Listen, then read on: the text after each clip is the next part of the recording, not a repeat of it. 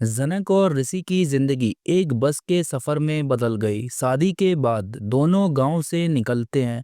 वो गांव जहां उन्होंने ना चाहकर भी 7 फेरे लिए, जहां माँ की आंखें आंसुओं से लबालब थीं और हर कोई सवाल पूछ रहा था, ये रिश्ता टिकेगा भी क्या।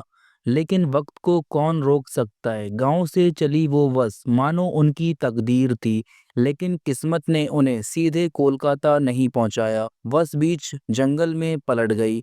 चारों ओर अंधेरा, चीख पुकार और उसके बीच जनक की आवाज, कोई है, कोई मेरी मदद करो।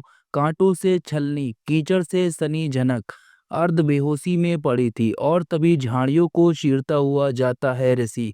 सांसें तेज, आंखों में डर और आवाज में केवल एक नाम, जनक जनक जनक तुम कहाँ हो।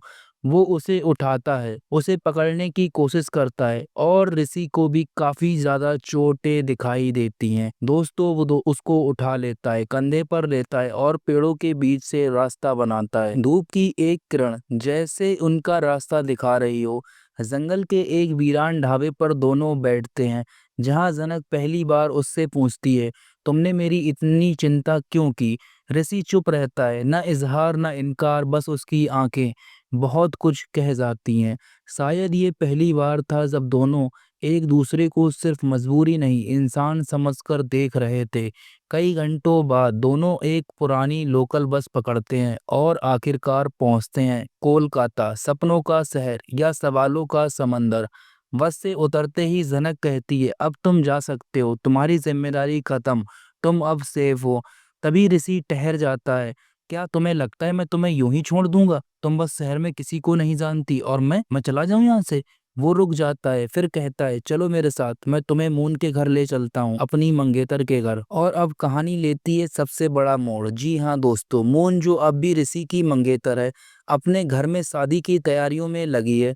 उसे क्या पता कि दरवाजे पर वो शख्स आने वाला है जिसे उसने अपना दूल्हा समझा था, पर अब वो किसी और का पति है। जब ऋषि और जनक मून के घर पहुंचते हैं तो नौकर सवाल करता है, मैडम कौन है। ऋषि धीमे से कहता है, मेरी पत्नी। अब असली खेल शुरू होता है। जी हाँ दोस्तों, मून बाहर आती है, ऋषि को देखकर मुस्कुराती है, लेकिन जब उसकी नजर जनक पर पड़ती है, सिंदूर, मंगलसूत्र और झुकी हुई नजरें, उसका चेहरा एकदम सख्त हो जाता है। ये कौन है ऋषि। और उस सवाल के बाद आता है एक लंबा सन्नाटा। ऋषि कहता है, मैं सच बताने आया हूँ मून, मैं अब शादीशुदा हूँ। मून एक पल को हंसती है, अरे वाह मजाक अच्छा है, अब बताओ मिठाई लाए हो। पर जब जनक के आंसू गिरते हैं, मून समझ जाती है ये मजाक नहीं है और वो कहने लगती है, तुमने मुझे धोखा दिया। उसकी आवाज कांप रही थी, गुस्से और टूटन से भरी। और तभी ऋषि कहता है, नहीं मून, मैंने तुम्हें धोखा नहीं दिया, मैं तुमसे शादी करूंगा और ये तो बस मेरी एक मजबूरी का हिस्सा है। और मैं तुम्हें ये सारी चीजें इसलिए बताना चाह रहा हूँ ताकि फ्यूचर में इन सब चीजों को लेकर हमारे बीच में मिसअंडरस्टैंडिंग ना रहे। एक्चुअली जब मैं गांव में गया था तो मेरे साथ क्या क्या हुआ वो सारी चीजें मैं तुम्हें बता रहा हूँ। और दोस्तों वो सब बताता है कैसे उसने जनक से शादी की और किस वजह से की।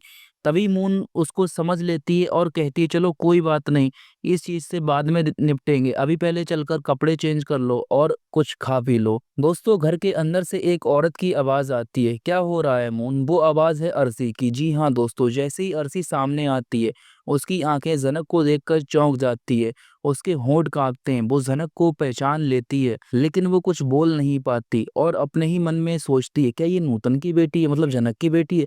दोस्तों सच अब सामने आने को है। अरसी और नूतन का पुराना रिश्ता क्या है। क्या मून जनक को स्वीकार करेगी या उसकी जिंदगी बना देगी नर्क। क्या ऋषि फिर से दो रिश्तों में उलझ जाएगा। जी हाँ दोस्तों, जैसे अनिरुद्ध उलझा था। तो ये तो आने वाले एपिसोड में देखने को मिलेगा, क्योंकि मून का ब्रेकडाउन। वो कहती है, मैंने अपने सपनों में भी नहीं सोचा था कि मेरा दूल्हा किसी और की मांग भरेगा। और दूसरी तरफ अरसी का गुजरा हुआ राज, मैं तुझे पहचानती हूँ और तुझ पर कभी भरोसा नहीं करूंगी, अपने मन में सोचकर जनक की तरफ बड़बड़ाती है। तभी दोस्तों जनक का फैसला आता है। वो कहती है, मैं किसी का बोझ नहीं बनना चाहती और इसीलिए मैं ये सारे रिश्ते तोड़कर मैं यहाँ से जा रही हूँ, लेकिन ऋषि मुझे यहाँ ले आया। तभी दोस्तों सभी लोग कहते हैं कोई बात नहीं, इसको हम लोग बाद में समझा लेंगे, ये तुम्हारी और ऋषि की मर्जी से नहीं हुआ है ना, तो ये सारी चीजें वैसे भी काउंट नहीं होंगी, तो परेशान मत हो, तुम यहाँ जब तक चाहो रह सकती हो और शादी अटेंड करने के बाद जा सकती हो। तो दोस्तों तैयार हो जाओ, अब जनक की कोलकाता जंग शुरू हो रही है, जहाँ हर रिश्ता टूटेगा, हर सच खुलेगा और हर दिल की इम्तिहान से गुजरेगा, जैसे सीजन 1 में हुआ। लेकिन ये रिपीट क्यों लग रहा है मुझे? आपकी क्या राय है दोस्तों? कमेंट करके हमें ज़रूर बताएं।